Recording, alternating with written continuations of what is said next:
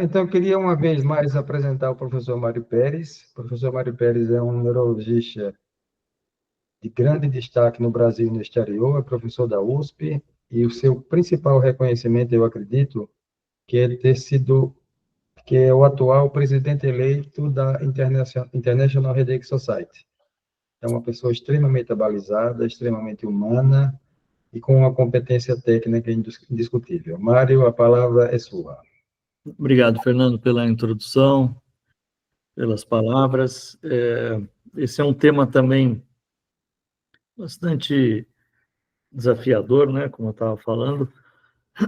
A gente começa por contextualizar a importância do sistema de dor, né? O que ela faz e por que ela existe, né? A gente tem diversas síndromes dolorosas e a gente tem um conceito de o que é a dor, sensação física e o que é o sofrimento relacionado a ela, né? Então, existe, a princípio, uma, uma sobreposição dos dois, né? Até pode-se dizer que um é sinônimo do outro, mas para que isso ocorra, existe também a necessidade de percepção do problema, né? Então, vamos lembrar das várias fases de dor, né? Então, a gente tem que perceber aquela sensação física desagradável e tem que dar um contexto a ela. Por que a gente está falando isso? Porque através dos nossos significados, das nossas crenças, experiências, práticas, né? Aspectos culturais, a gente pode dar mais ou menos vazão, ou pode atenuar ou ampliar uma sensação de desconforto e um sofrimento. Então, vocês estão vendo aqui o quê? O que vocês veem nessa figura? É um papagaio, né? Papagaio colorido aí. Uma arara, um Desculpa, papagaio. um arara, tá certo. Aí, de primeira, você olha e você vê essa arara, mas e agora? Depois que a gente mostra um outro contexto para essa figura, aí você já não diz que é a arara mais, né? Você vê que é uma pessoa pintada e então a percepção nossa e os quadros dolorosos, eles têm essa relação, né? Quer dizer, quando você está com uma formatação específica, você tem uma via consolidada que vai desde o nervo periférico até o córtex, você tem um contexto de percepção, né? Mas, dependendo de como é aquilo que você contextualiza, né, daquele quadro, você vai modificar a percepção. E aí a gente traz a fala e as pesquisas do Viktor Frankl, que foi um discípulo de Freud, e ele fala, né, essas célebres frases, né, o homem não é destruído pelo sofrimento, e sim pelo sofrimento sem um significado. E tem também essa frase abaixo do Epictetus, que é o que perturba as pessoas não são as coisas em si, mas as suas interpretações sobre elas. Então, quando a gente tem um sentido em cima daquilo que a gente está experienciando, a gente tem um efeito diferente. Agora, vamos falar sobre o que as ciências sociais, hoje a medicina também estuda em relação ao fenômeno da religiosidade, da espiritualidade. Vamos falar dos conceitos, né? Então, a religiosidade, deixa eu ver mais para frente, não, vamos falar aqui agora. Religiosidade tem a ver com uma prática, com regras, com um arcabouço estrutural de práticas, experiências, e que envolve escritos, rituais, símbolos, líderes, o templo religioso. Então, existe a religiosidade intrínseca e a religiosidade extrínseca. Os marcadores de saúde mostram que uma maior religiosidade da pessoa determina melhores desfechos de saúde física e mental e social. Porém, a religiosidade intrínseca, aquela que é de dentro da pessoa, aquela motivação individual, ela tem efeitos mais positivos do que a religiosidade extrínseca, que é só a prática, que é só o formato, a regra de conduta. Portanto, isso tem menos influência do que, de fato, o outro conceito que é importante a gente também colocar, que é o da espiritualidade. Religiosidade e espiritualidade andam juntas no sentido, até o próprio tópico na medicina é R/E, né? Religiosidade / espiritualidade. Porque, apesar dos conceitos estarem muito fundidos, a espiritualidade permite também outro tipo de entendimento, e não só com as práticas das regras das religiões. Então, a espiritualidade envolve a fé, o otimismo, o encontro com o eu, o divino, o sentido na vida, paz, bem-estar, felicidade, outros construtos que tangenciam esse aspecto da religião, da religiosidade, mas que vão além das regras organizacionais, né?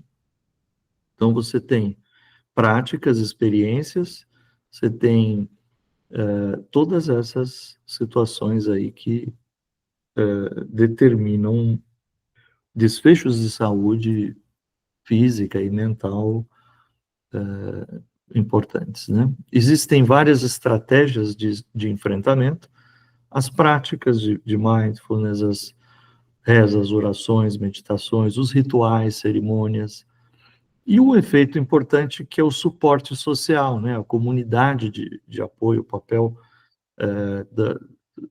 das pessoas que estão ao lado, que fazem bastante diferença também em diversas situações de saúde, né? E quando a gente fala de terminologias, às vezes usar a palavra religiosidade ou espiritualidade pode ter uma dificuldade até de como colocar isso para o paciente, né? E às vezes fica mais fácil a pessoa entender através de conceitos mais populares até, como no caso da fé, onde você tem a crença ou confiança em uma pessoa, objeto, ideia, religião. E a esperança em algo, né? Lembrando que a desesperança é um dos fatores cardinais para a depressão. Fé ou otimismo, né? E como a gente encara hoje o otimismo na medicina, na saúde mental, na neurologia? Você tem duas situações para avaliar o otimismo, que é a velha história do copo cheio, que é a percepção do momento agora, se você vê ele mais cheio, mais vazio, e também o otimismo em relação ao futuro, quer dizer, o que vai acontecer amanhã, né? E ao acreditar que o futuro vai ser mais promissor, melhor, ter uma confiança de que a gente vai amanhã melhorar do estado que está hoje, também faz uma diferença até na resolução dos quadros dolorosos também, né? E aí você tem no cérebro apenas um momento de percepção, que é o agora, né? Na percepção humana só existe agora, só existe este segundo. A gente é escravo deste mesmo segundo, a gente sempre vai estar neste segundo. Mas você lembra do passado, então você lembra instantes atrás, ou uma frase que eu falei, ou uma imagem que você viu há minutos atrás, você consegue lembrar do dia, você consegue lembrar da última semana, do último mês, do último ano, e assim por diante. Você consegue lembrar bem remotamente também, e só que você traz essa lembrança para o tempo presente. E aí que começa uma das situações também de contágio, vamos dizer assim, né? Porque se você traz memórias traumáticas do passado, você vai viver você vai reexperienciar esse trauma, caso você não tenha colocado ele também num contexto de superação, no contexto de entendimento. Em relação ao futuro, em relação à antecipação, né?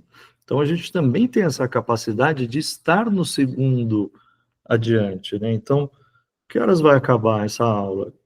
O que vai ser feito nas nossas vidas logo depois? Para onde a gente vai? E amanhã, feriado? E depois? Então, existe a expectativa, né? Existe a nossa capacidade de planejar, de ver, de antecipar as coisas que vão acontecer lá na frente, e elas podem ser mais catastróficas e elas podem ser mais otimistas ou positivas, né? Então, a espiritualidade, a religiosidade, ela coloca um filtro em relação ao trazer os traumas do passado e a antecipação do futuro, ou seja, nos quadros de depressão e ansiedade, quando você tem um olhar de contexto em cima do que você passou e sofreu, você tem menos depressão, e os estudos científicos mostram que é isso mesmo, quer dizer, existe uma grande predominância do efeito positivo da espiritualidade e da religiosidade nos quadros de humor, de depressão, e a mesma coisa em relação à ansiedade ao futuro.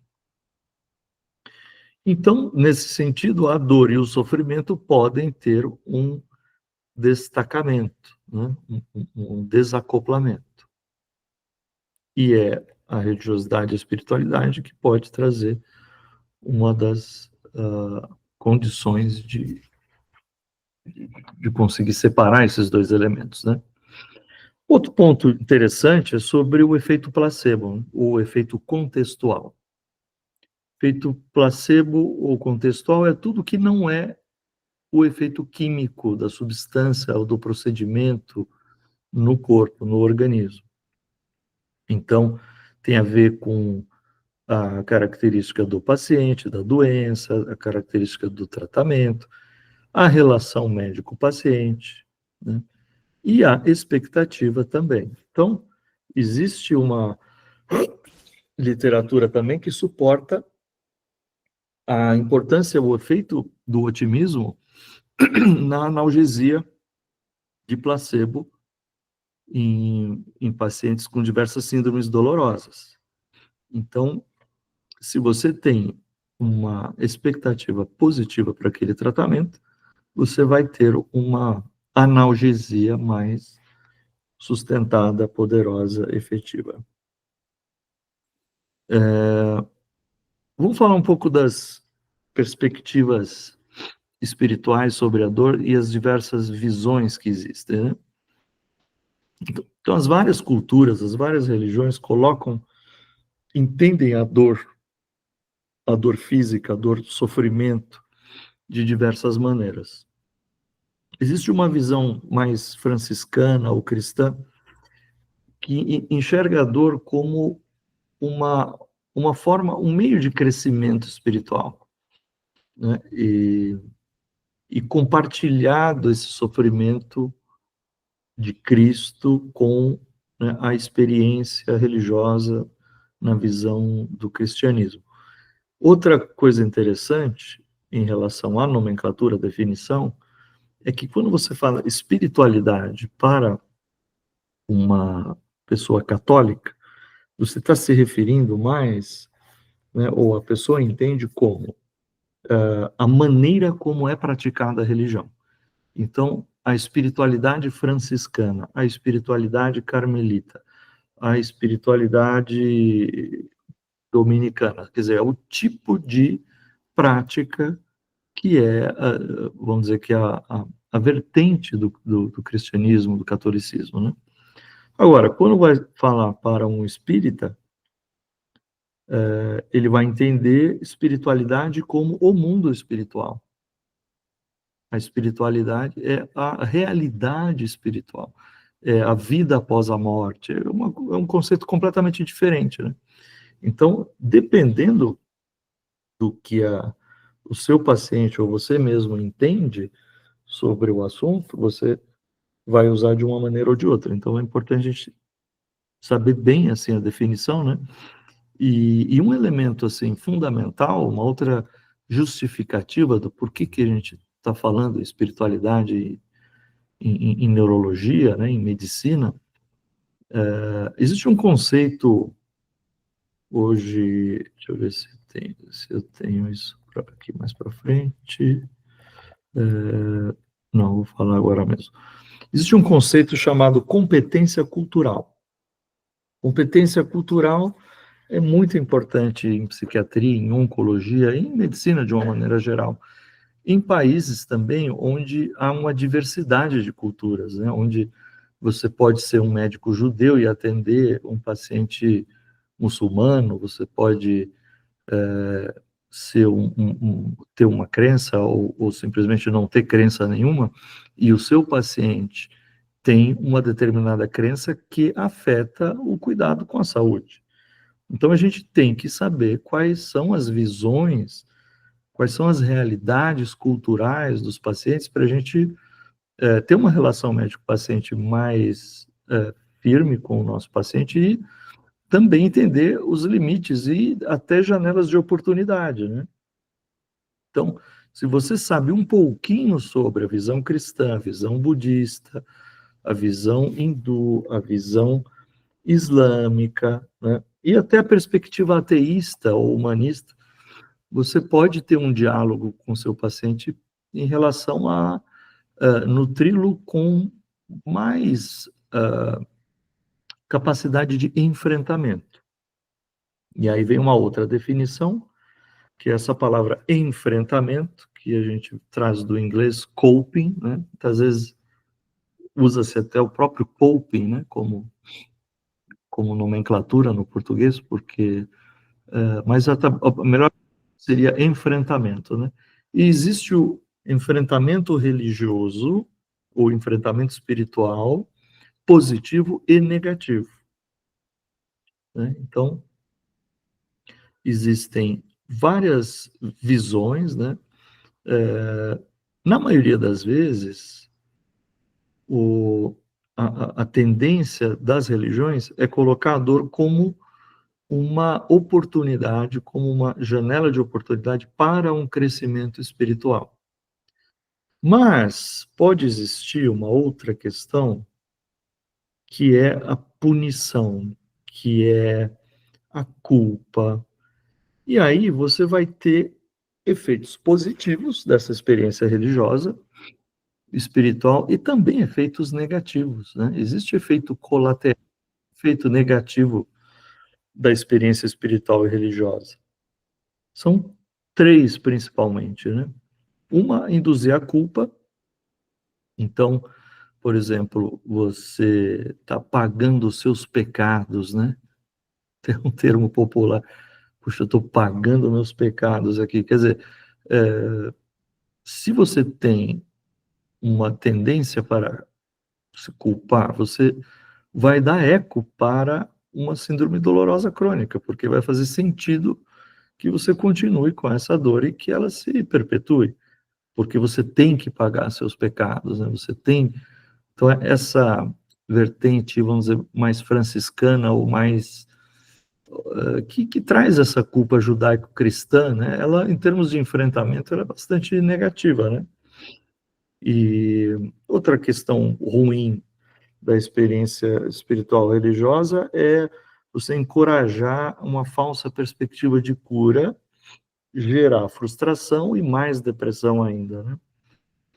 E você não permitir que possa ser feito um tratamento médico, né? Então, muitas vezes os pacientes querem o milagre, né? Mas e se o milagre for operado, né, como se diz no catolicismo, o milagre ser operado através das mãos do médico e dos tratamentos disponíveis? Essa é uma discussão, uma linguagem que você pode ter com o seu paciente que é muito religioso, né? Então, ele está rezando lá, ele está fazendo a sua prática, a sua oração, e de repente o milagre está vindo com um monoclonal, que vai limpar a dor de cabeça dele, quer dizer, e aí o paciente vai entender que é um milagre, porque, primeiro, ele teve acesso até aquela informação, ele teve a oportunidade financeira até de arcar com aquele tratamento. Ele teve um médico que prescreveu e que entendeu que aquilo é útil. E a pessoa depois também teve o efeito biológico, né? Com um remédio novo ou, de repente, com qualquer outro tratamento até mais simples, né?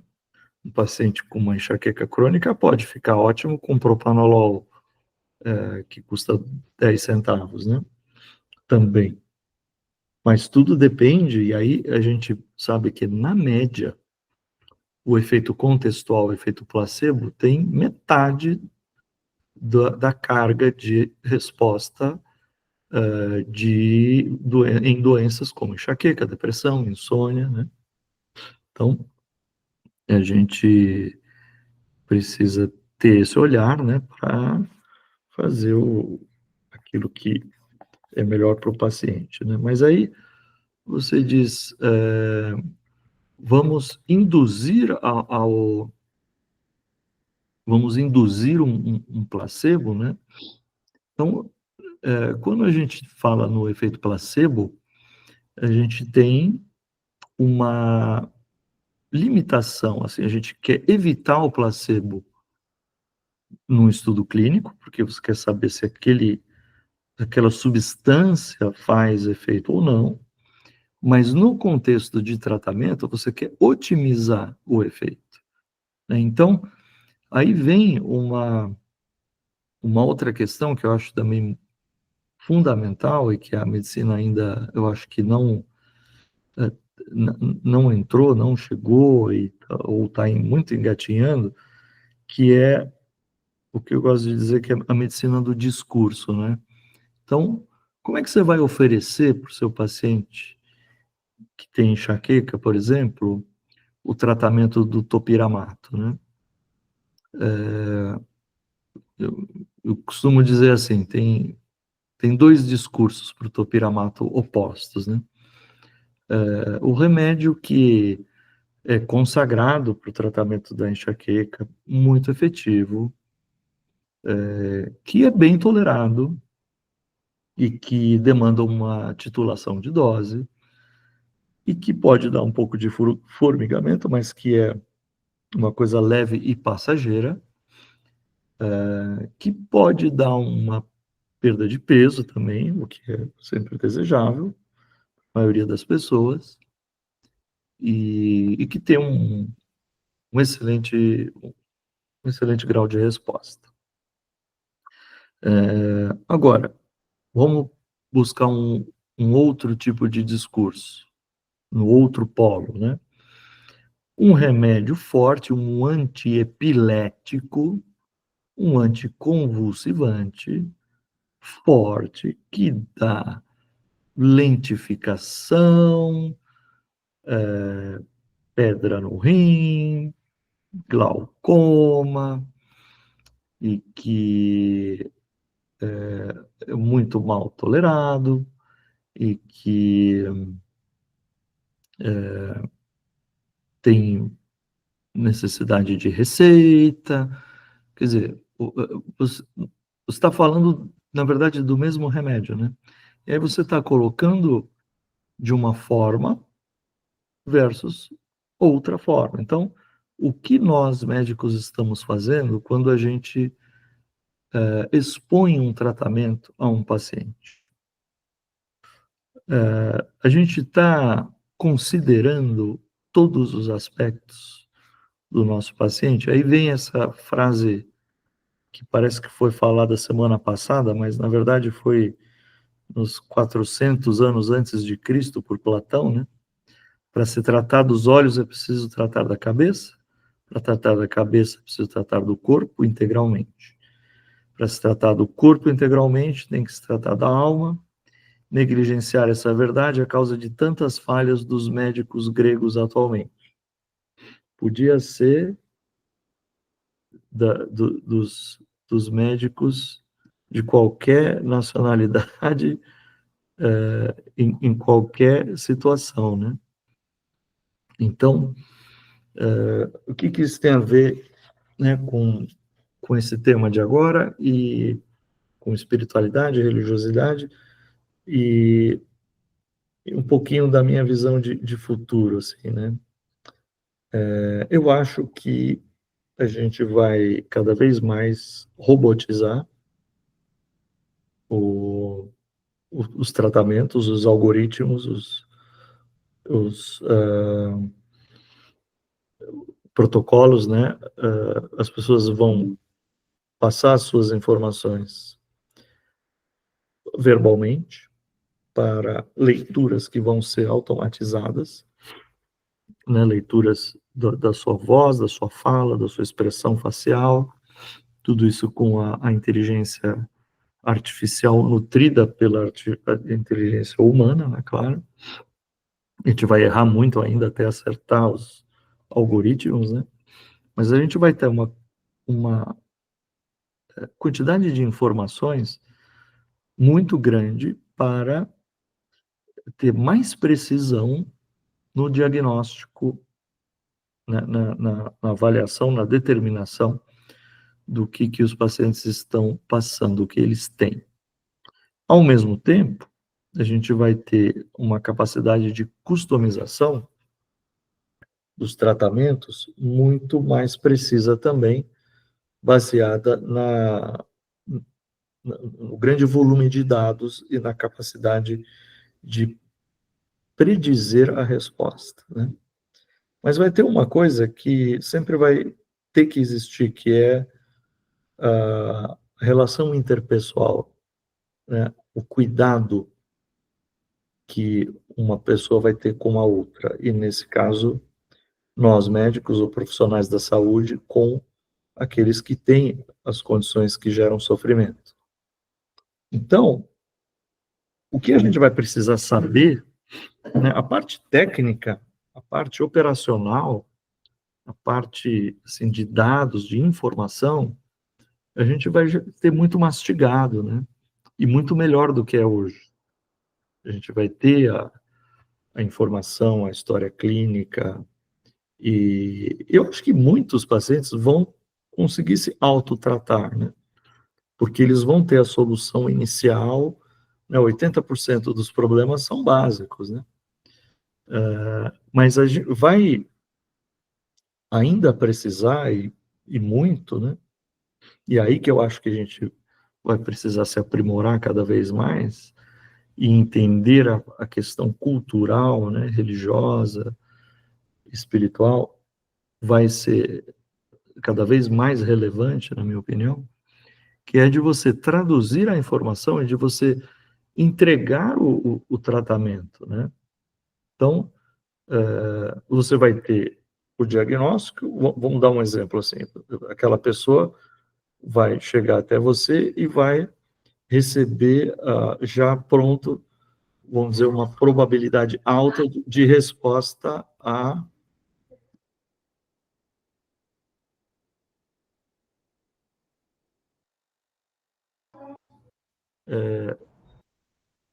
a gente vai precisar, então, fazer a tradução deste contexto, desta informação. Então, como você vai colocar? Você vai falar a versão A do Topiramato ou você vai falar a versão B, o discurso B do Topiramato, né? E só para dar um exemplo, né? Mas a gente vai identificar também padrões de resposta e as pessoas vão ter que entender que elas vão ter que atingir um grau de habilidade de percepção e vão aprender e desenvolver a habilidade de controle, né? Então, qual que é o fundamento, por exemplo, da terapia cognitiva comportamental, né? Tem alguém que é da área de psicologia aqui, não? Não, mas eu tenho a esposa e uma filha que são psicólogas dessa área, então eu gosto muito esse discurso. Então, quais são os fundamentos, por exemplo, da terapia cognitiva comportamental? Você tem três fases, né? Tem a psicoeducação, que é mostrar para os pacientes como funciona, o que eles podem fazer, o que eles devem deixar de fazer. Aí você tem o entendimento das distorções cognitivas, e aí que entra esse negócio de antecipar, né, de contextualizar os traumas do passado, entra a questão da percepção, como você está percebendo, né? E depois vem a parte prática, né? O treinamento, as intervenções, as práticas, né? As habilidades que você pode desenvolver para conseguir controlar aquele cenário, né? Para conseguir reverter, desautomatizar um processo de distorção cognitiva e dessa forma a gente vai ter que ter, né? Quer dizer, o ideal seria que esse tema se desenvolva, né? Apesar da dificuldade, é muito mais fácil você trazer uma nova molécula, né? Talvez, do que você desenvolver novos protocolos e conseguir entregar terapias que são efetivas, né? Mas eu acho que esse é o grande desafio e a grande janela de oportunidade que as ciências humanas e sociais podem trazer para a medicina e que o ser humano, como capacidade de entendimento do outro, né, ele tem toda a oportunidade de desenvolver e de interferir nesse mecanismo. Bom, eu queria deixar também um tempo para perguntas, né, para discussão, porque ficar também só falando não tem graça. É, eu, ah, eu queria saber se algum dos colegas tem algum comentário, alguma pergunta a fazer, porque eu tenho alguns comentários e questionamentos, mas eu queria primeiro franquear para os colegas se alguém tem enfim, essa vontade de fazer. Bem, então eu queria começar parabenizando, Mário. Você foi muito feliz na sua abordagem, porque não colocou esse assunto como uma dicotomia, mas sim como uma coisa única. O professor Gilberto de Macedo, que dá nome a esse nosso grupo de estudo do cérebro, ele já, na década de 50 do século passado, ele já dizia, com muita clarividência, digamos assim, que as ciências sociais tinham que ser também estudadas por quem vai ser médico. E não são só as ciências, mas mesmo a espiritualidade, que não tem método científico, mas é uma vertente do ser humano inegável, precisam também ser trazidas. Eu tenho uma experiência curiosa, Mário, que eu estou estudando agora, já tenho um número grande de pacientes, as relações entre crises epiléticas e dor. E algumas crises epiléticas são expressas como dor. É um assunto pouco estudado, cefaleia um pouco mais, mas outras dores também. E eu percebi algumas situações que o paciente diz assim, doutor, eu sinto uma queimação muito forte, incomoda muito no braço direito na hora da crise. Aí fala assim, mas é muito ruim, doutor, é terrível. Aí eu pergunto, mas é dor? Alguns dizem, sim, doutor, é uma dor em queimação. e outros dizem, não é dor, é uma queimação muito forte. Então, até a definição de dor, como finalmente o que é dor? Como é que a pessoa que tem um fenômeno que aparentemente é igual, diz que é dor e o outro diz que não é dor? A minha impressão é que esse componente espiritual e que vem também das ciências sociais, porque são coisas diferentes, eles acabam se manifestando dessa forma. Uma outra situação é a chamada dor social, que eu só vim saber que existia quando estou estudando com esses pacientes que eu estou estudando, que é a dor provocada por grandes desapontamentos sociais. Por exemplo, fim de um relacionamento, perda de um parente próximo. E aí eu me recordo de uma senhora, eu fui para o enterro do filho dela, e ela colocava a mão no peito e dizia, mas é uma dor que eu estou sentindo, e a expressão facial era de fato de dor. E depois eu vi que esse tipo de dor, que é a dor social, ela compartilha quase todas as vias da dor física. E o mais curioso é que ela responde ao paracetamol. Então eu fiquei muito intrigado, assim, o que de fato é dor, num contexto como esse, que tem obviamente um componente espiritual importante, a perda de um filho, e a maneira como você trata. E eu percebi, e alguns pacientes chegam a dizer claramente, que quando você faz uma consulta bem feita, que você entra em sintonia com o paciente, alguns já dizem claramente que já sai do consultório melhor. É. Então, a impressão que eu tenho, Mário, é que você está querendo ensinar para a turma mais jovem, e eu espero que aprendam, e a maioria das pessoas verá aula na internet, é que o pulo do gato é esse, é você entrar em sintonia com seu paciente em todos os aspectos, inclusive espiritual. Eu queria saber a sua experiência a esse respeito e o que é que você acha disso. Não, eu acho interessante essa colocação sua, porque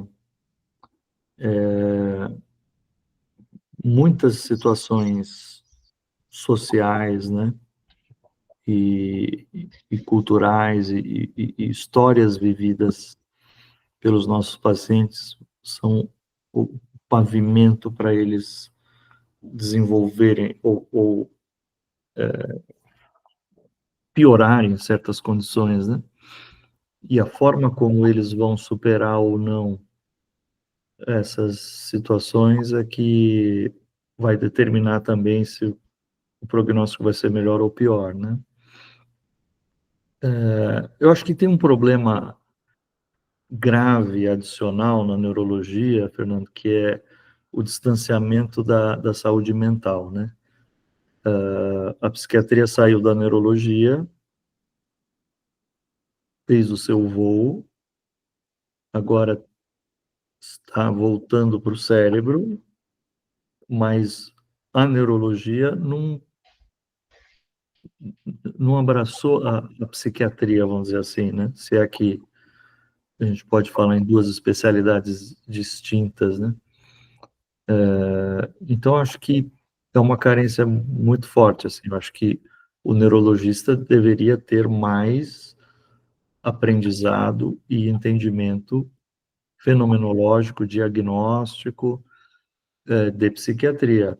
Talvez, eu acho, assim, algumas síndromes tipo drogas ou talvez esquizofrenia ou alguns quadros ficaria para um time muito especializado, mas a parte geral da saúde mental, de humor e de ansiedade, os quadros, né, mais comuns, eu acho que a gente falha em não conseguir abordar, né? E aí a neurologia ficou, eu acho que, uma escola muito dura, né? Uma escola muito cartesiana, assim, e pouco humana, né? Eu acho que essa é uma tendência global, na minha opinião, assim. Isso tem em todo lugar. Na Alemanha, o neurologista faz um ano de psiquiatria. Em alguns países da Europa também. Nos Estados Unidos, ele faz a prova de psiquiatria junto com neurologia, mas não tem formação, né? Então, a gente já vem de uma uma linha divisória, né? Aliás, o cérebro é o único órgão que ganhou duas especialidades clínicas, né? Neurologia e psiquiatria. É como se você tivesse um cardiologista das válvulas e um cardiologista do músculo, né? Assim, não faz sentido as duas estarem separadas, mas de qualquer jeito, né? Quer dizer, a gente já sai de um problema assim dessa divisão. Daí a dar um passo adiante no aspecto cultural, social, espiritual, religioso, é um caminho ainda maior, né? Para a psiquiatria, esse tema da espiritualidade, religiosidade, não é tão distante, né? É um tema mais fácil, assim, de transitar. Mas, assim, eu estou contigo, assim, eu acho que a gente tem que, quando você fala em pulo do gato, né? E quando você fala em paciente já sair da sua consulta já realizado ou tratado ou melhor, né? Eu acho que é esse talvez o nosso grande papel, né? A gente fica muito em protocolo, em números, mas no final o cuidado ao paciente tem muito mais a ver com isso, né? Realmente. Então, por que esse exemplo que você citou, né, da pessoa que passou lá em consulta e ela já saiu aliviada? Existe um pouco da relação, vamos dizer, xamânica, né? Quer dizer, o médico é um líder espiritual, assim, é um guru, né? Quer dizer, o paciente vai lá para ouvir a sua opinião, para ouvir o que você acha, e aí você vai elaborar para o paciente e dizer, olha, você tem isso e você vai fazer aquilo, né? Então, o nosso papel como médico, né, como clínico, tem muito a ver com esse papel também pastoral, o xamânico, né, dessa relação que já foi muito mais, né, vertical e hoje é mais horizontal. Hoje o paciente chega já dando esporro, já atrasou 15 minutos, É isso aí. já chega com o diagnóstico do Google, já chega chutando o balde, né? Mas, enfim, o fato é que essa relação também se perdeu com o modelo de medicina que a gente tem atualmente, né? E para onde a gente está indo? Não sei, sinceramente. Eu acho que espero que a gente tenha um avanço no entendimento e no cuidado humano do paciente. Acho que essa é uma tendência, né? Os indicadores, os índices de qualidade, né? O Joint Commission, todos esses marcadores de qualidade, todos eles põem como pilar a religiosidade, a espiritualidade, o humanismo, né? E só que se a gente não puxar, não empurrar para frente esse assunto e não ter a coragem de falar, né? Eu acho que vai demorar mais, né? Então, eu já ouvi, assim, eu estou nesse tema, sei lá, 20 anos mais ou menos. Eu já ouvi um monte de coisa, assim, desde piadinha, o que não me incomoda, não, acho que é divertido também, não me incomoda com piada. Mas existe um desconforto do médico em lidar com o abstrato, né? É muito mais fácil para médico, paciente, para qualquer um, é muito mais fácil fazer o diagnóstico de uma hipertensão, diabetes, colesterol que está acima de tanto, TSH que está acima de tanto, do que você fazer um diagnóstico baseado em informação, em percepção, né? Então, dor é assim, e N outros problemas aí que a gente lida no dia a dia vão ser, são dessa forma também, né? E uma coisa interessante, Maria, é que os colegas muitos têm vergonha e outros são realmente assim, eles têm uma tendência de tratar esse assunto como se fosse um assunto de pessoas ignorantes. É Ou verdade. seja, se você valoriza a parte espiritual, é porque você é ou um picareta, ou você é um médico sem grandes atributos, que usa isso para substituir a falta de competência técnica. Esse é um erro que eu considero gravíssimo. Eu E é, concordo. Eu acho que tem um preconceito até menor no Brasil, porque a gente transita com a questão religiosa com muito mais intensidade, né? E no Brasil tem um fenômeno diferente, né? Você tocou um ponto bem interessante. Eu já ouvi, por exemplo, de europeus, né?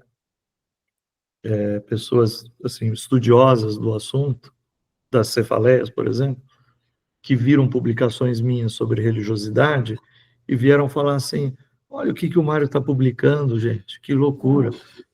Nós somos cientistas. Daí eu falei assim: hã?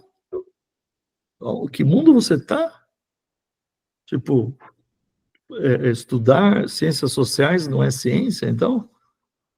Né? Claro que foram falas assim muito pontuais. A maioria das pessoas olham para esse tema e adoram e me dão corda para falar. Inclusive no congresso agora que vai ter da European Headache Federation, eu vou dar uma aula que é exatamente religiosidade, espiritualidade e cefaleias, no congresso que vai ter em Roterdã. Ou seja, na hora que eles veem que eu estudo esse assunto, eles querem dar espaço para eu falar. Eu lembro de uma visita que eu fiz lá para o laboratório do Arne May, que é um alemão que estuda imagem funcional, um dos grandes, né? Foi editor da Cefalálgia por um longo tempo. E eu tive lá uns 3 dias lá em Hamburgo, né? E ele falou assim: olha, me dá 3 temas aí que você queira falar, porque vai calhar o dia da reunião do departamento. Aí eu falei: melatonina, cronobiologia e cefaleia, que é uma linha de pesquisa minha, comorbidades psiquiátricas e cefaleia, e religiosidade. Adivinha que tema que ele escolheu dos 3? Religiosidade. E eu fui lá e falei para a alemãozada toda lá, e foi ótimo. Eles falaram assim: olha, nunca veio tanta gente assistir, nunca teve participação de pessoas que nunca levantaram um A para perguntar nada, e a pessoa veio, falou, e vieram ativistas, ateístas, ativistas, assim, né? Que são. Porque o contexto europeu é totalmente diferente, né? Que existe. Historicamente, a religião teve um papel deletério nas relações sociais, entendeu? Cruzadas, teve um monte de cagada mesmo, né? Vamos falar o português claro, né? Um monte de besteira em nome da religião, e ainda assim, né, as ortodoxias ainda nos mostram surpresas a cada dia, né? Mas a Europa, ela é pouco religiosa, né? Existem, as pesquisas mostram assim, quanto mais rico o país, menos religioso ele é. É verdade. Então, religião para fins assim grosseiros é coisa de pobre, mas não é só que não, né? Por exemplo, quando você olha um país, você tem essa correlação, né? Riqueza do país e índice de religiosidade, ok? Com duas exceções, né? A China, que é rica e é ateísta por conta do comunismo, e os Estados Unidos, que é muito religioso e rico. Não, desculpa, o Vietnã é pobre e é ateu, por causa da influência da China comunista, e os Estados Unidos é muito rico e muito religioso. No Brasil tem um fenômeno interessante.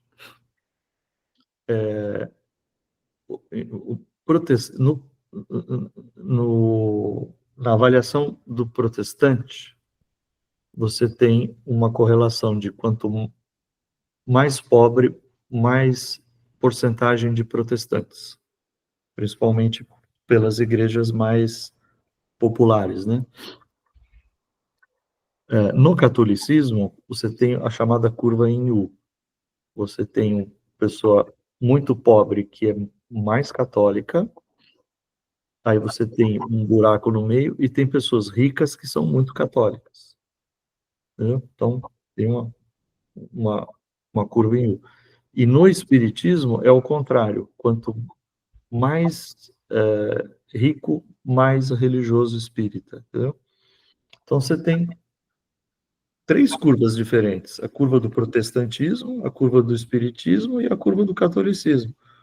E aí a leitura social que se faz de renda e religiosidade é que depois que a pessoa já garantiu o básico dela, então ela tem a sua carreira, ela tem uma condição social, ela, ela vai alçar voos para a espiritualidade, para a filosofia, para tentar resolver os seus dilemas mentais e existenciais, e vai e vai ser mais religiosa, né? Essa que é a verdade.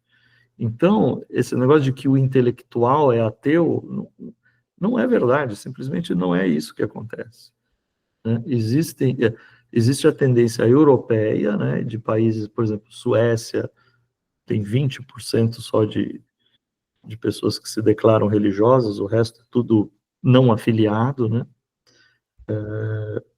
E, e, e assim, uma diversidade enorme nos vários níveis culturais. Eu tive na Arábia Saudita em maio, impressionante.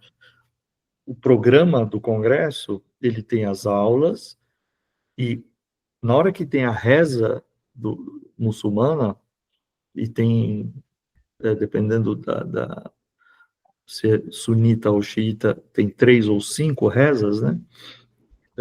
Para o congresso. E todos os médicos vão rezar. Todos os participantes do congresso vão tirar aquele tempo para fazer a reza muçulmana, entendeu? Então, e não tem vergonha nenhuma. Aliás, se você não participa ali, é você que é o estranho, né? Entre aspas, né? Então, é muito cultural, né, Fernando? É muito cultural.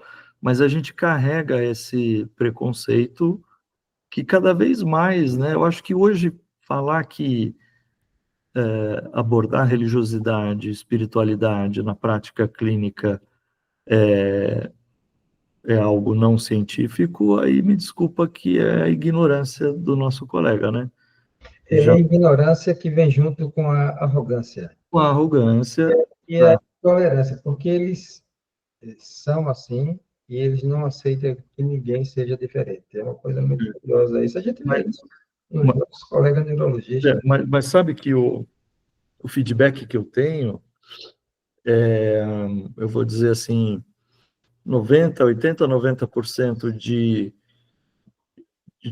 apoiar e de compartilhar a sua própria experiência, né? Então, eu tenho um ou outro que fala uma besteira, ignorante, por não conhecer, né, o assunto, e eu tenho 80% que falam, não, comigo aconteceu isso, eu faço aquilo, no congresso em Campinas, nossa, o que eu revi de pessoas, fazia tempo que eu não ficava muito tempo no congresso de neurologia, e, nossa, o que eu falei conversei com colegas sobre espiritualidade, que, por exemplo, a Carmen Lancelotti, que é uma super neuropatologista, né, super conhecida, ela dá um curso de espiritualidade na Santa Casa, de São Paulo. Quer dizer, ela fez uma volta acadêmica em cima desse tema, né? Assim, vários colegas.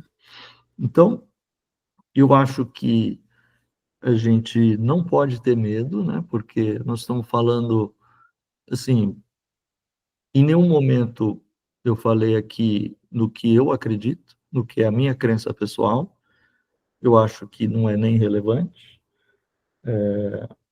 Tem um cara muito inteligente e muito conhecido no mundo médico, que é o Álvaro Avezum, na cardiologia. Ele abriu lá, ele é entusiasmado com esse assunto, né? Ele é o cara que participou desses mega estudos de risco, PURE, estudos cardiológicos enormes, né? Publicação em Lancet, em New England e tal. E ele é entusiasmado também com essa parte da religiosidade. E ele fala que a gente, quando, quando falar nessa área, deveria declarar conflito de interesse. Ah, eu sou católico. Ah, eu sou espírita. Ah, eu sou isso, aquilo. Eu acho interessante, eu acho que ele tem razão num certo sentido, mas eu acho que o ponto não é esse, entendeu? Tanto faz o que eu sou, o que eu acredito aqui, né? O negócio é sobre o que eu estou falando, né? Eu estou me debruçando sobre um tema meramente técnico, no sentido, o que eu estou falando aqui é conhecimento médico, é conhecimento também que abrange a área filosófica, cultural, religiosa, sim, competência cultural, entender a realidade dos nossos pacientes, essa é uma das razões para a gente estudar esse tema, mas a gente não pode ser dogmático em espécie alguma, né? E quantos dogmas nós temos na medicina, né, Fernando? Quanta coisa que a gente acredita que só porque a gente ouviu e começa a repetir, né? E pior é quando o dogma se veste de uma roupagem científica. Aí confunde todo o meio de campo, né? Porque Exatamente. todo aquele poder. Eu queria, antes de pedir para o Luiz Eduardo, que é um colega nosso que é cardiologista, dar a opinião dele, eu queria só fechar essa minha participação, prometo que vou ficar calado agora, dizendo que é muito importante a relação médico-paciente, que dará uma aula sobre isso, e a gente vai conversar depois sobre isso. Mas eu fico muito feliz no hospital universitário quando os pacientes me chamam de pastor. Pede desculpa, tal, mas é porque essa relação, ela é uma relação de uma pessoa que está sofrendo com outra que está preparada para ajudá-la. Isso, Pode ser uma relação horizontal, ela nunca é igualitária, porque senão perde a magia da coisa. né? Se perder a magia, perde a eficácia. Mas isso é uma outra história. Eduardo, eu queria que você desse aí a sua opinião como cardiologista sobre esse assunto. Deixa eu só te Ah, tá. dar uma devolutiva sobre esse negócio. Eu também já ouvi muito isso, né? No meu consultório, eu tenho atrás de mim uma Bíblia, aí eu tenho num cantinho tudo quanto eu ganho, né? Porque esse é um tema que eu converso com os pacientes, de tudo quanto é jeito. Então, eu tenho o Estrela de Davi, tenho, enfim, N símbolos lá, e as pessoas se identificam com aquele símbolo que é mais próprio a ela, né?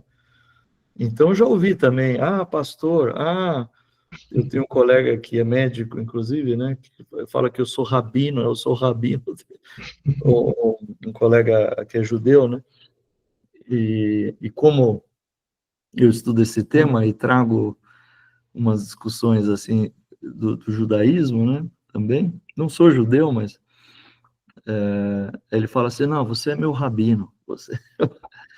E para pacientes judeus, tem uma série de questões também práticas que, se você conhecer alguma coisa, você pode ajudar no sentido do enfrentamento, sabe? Tem vários exemplos, assim, de situações que o conhecimento mínimo, assim, das bases de cada uma das religiões fizeram diferença no desfecho e na resolução de casos, assim, clínicos, né? Fala, Eduardo, desculpa me alongar aí. Boa noite, professor, muito prazer. Me perdoe porque eu cheguei muito atrasado. Imagina. Mas Esse Fernando é como se fosse meu irmão, e eu sei que ele é um meio provocador, sabe? O tema é muito, muito relevante e queria citar aqui 3 coisas apenas. Primeiro, há uma coincidência. Quando eu entrei no Dante Pazzanese, como R1, o Álvaro foi meu R3. E assim sucessivamente. Eu era R2, ele era R4, e até hoje a gente se encontra nos congressos. De fato, eu acho que ele é um ícone que junta essas 2 coisas. Tem trabalhos científicos maravilhosos na área, vamos dizer assim, tradicional, e tem estudos científicos na área espiritual. E, inclusive, eu me orgulho de dizer que a Sociedade Brasileira de Cardiologia tem um departamento de espiritualidade, que está crescendo a cada congresso. O último congresso que nós tivemos em Brasília, agora em setembro, umas 3 ou 4 aulas, pelo menos, com grandes debates, etc. Então, só para dar um pouquinho de noção, já foram feitos estudos, como o senhor citou, cardiologia e espiritualidade, não é necessariamente ligada a uma religião específica. Então, já foram feitos estudos, por exemplo, você vai fazer uma cirurgia de revascularização do miocárdio, um grupo com prece presencial e outro grupo com prece à distância. O grupo com prece presencial teve um pior desfecho. Ninguém esperava. O que aconteceu? Não, o que aconteceu é que provavelmente o paciente ficou mais estressado, achando que por a prece ser presencial, com todas as explicações que ele recebeu, aquilo demonstrava a ele um pior prognóstico. Ou seja, são análises científicas mesmo. E já foram feitos estudos com um grupo que vai para a revascularização sem prece e outro grupo com prece à distância, e quem recebeu prece à distância teve uma evolução melhor. Menos infecção, menos dias de UTI, melhor evolução. Então, eu estou citando só esses exemplos para mostrar que, se é para falarmos de ciência, isso é ciência. Claro. Ciência, a gente precisa se aprofundar nisso. E veja que gostoso, é uma ciência que nos faz crescer amplamente, não só no aspecto intelectual per si, né? Então, eu quero parabenizar a vocês pelo tema, pela escolha. Mais uma vez, prazer em conhecê-lo, professor. E quem quiser conhecer o departamento da SBC, é muito fácil, é só entrar no cardiol.br e lá tem os... Porque antigamente a gente chamava de subespecialidade, né? Então era arritmologia, válvula, como o senhor citou aí, congênitos, etc. E hoje são departamentos. E um dos departamentos que está se tornando cada vez mais forte é o departamento de espiritualidade. Sem dúvida. Eu conheci bem a trajetória de início, né? Eu até acho que fui no primeiro ou segundo encontro do grupo, na SOCESP e tudo. Isso. E é um grupo com 800 pessoas, 1000 pessoas, né? É um negócio que... Não, as pessoas são abertas, entendeu? Acho que... E o Álvaro fez um negócio que teve muito impacto na cardiologia, que foi... Ele é um cara conhecido por trazer uma parte científica sólida, e ele está lá falando desse tema, entendeu? Então, as pessoas respeitaram nesse sentido, né? Claro. Então, eu acho que isso foi importante também para a cardiologia, né? Então, hoje tem espiritualidade em cardiologia fortíssimo, psiquiatria fortíssimo, no Brasil e no mundo, oncologia, claro, paliativos, né? Por causa do diálogo de morte, crenças, fundamental. Dor, na SBED tem um grupo de espiritualidade. Pediatria, eu acho que tem um grupo também. No Congresso de Otorrino, teve uma primeira reunião sobre espiritualidade esse ano. Foi o primeira gradezinha de horário para Otorrino, que foi sobre espiritualidade. E o Brasil, ele ele é um país tranquilo para falar sobre isso. Eu acho que essa é uma vantagem nossa também, né? Os europeus são mais agem com mais estranhamento, embora os artigos que saem sobre espiritualidade está em tudo quanto é revista, né? E eu acho que cada vez mais, né, a ascensão dos artigos, né, o número de publicações é cada vez maior. Bem, pessoal, alguém quer fazer mais algum outro comentário? Professor, boa noite. Eu só queria parabenizar pela aula, foi maravilhosa, um tema muito necessário. E eu gostaria de falar também da questão da capelania hospitalar, né? Que é muito importante, que eu conheci agora no estágio de clínica médica, quando eu passei, e achei muito pertinente, assim, a diferença que faz na vida dos pacientes, sabe? Esse suporte é muito bom. Só para lembrar mesmo também. Não, você comentou uma coisa importante. O capelão, que não é, ele carrega esse nome, né, capelania, mas não é porque é puramente católica, né, da capela católica. No final, foi o termo colocado assim para todas as religiões. Mas, por exemplo, em oncologia, o capelão passa a visita com o time, né?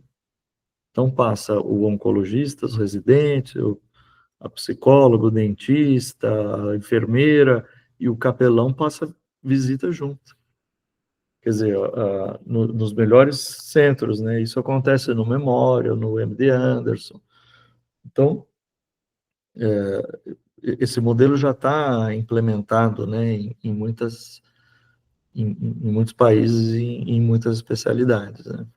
Boa lembrança. Obrigado. Alguém mais quer fazer algum comentário?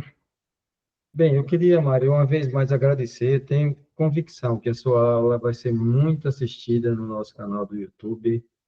Você é uma pessoa que reúne uma qualidade técnica e humana necessárias a ser um bom médico, como poucos reúnem. Bondade. Certamente colaborou muito com a formação dos jovens médicos que verão essa aula, e eu só tenho a agradecer. Então, eu queria dizer que foi um grande prazer, e já vou convocar você para a gente ter novas aulas nesse nosso mesmo grupo.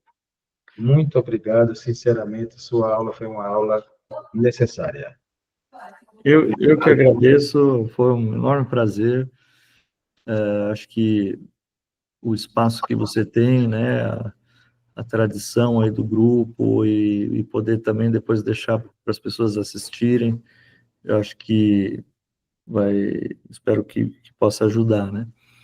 E eu acho também, você falou uma coisa que a gente tem que cavucar mais, né, que é a relação médico-paciente, né? Eu acho que vamos pensar em costurar, em construir algum tipo de estrutura de formação eu não sei se existe esse curso, né, de como tratar bem o paciente, né, ou relação médico-paciente, ou como fazer o consultório de uma maneira humana, né, e como treinar isso, né, acho que esse é um tema bacana também. Mas muito obrigado e uma ótima noite para todos aí. Boa noite a todos, e nossa próxima aula a gente divulga na semana que vem. Um grande abraço, obrigado, Mário, obrigado a todos. Valeu. Tchau, tchau.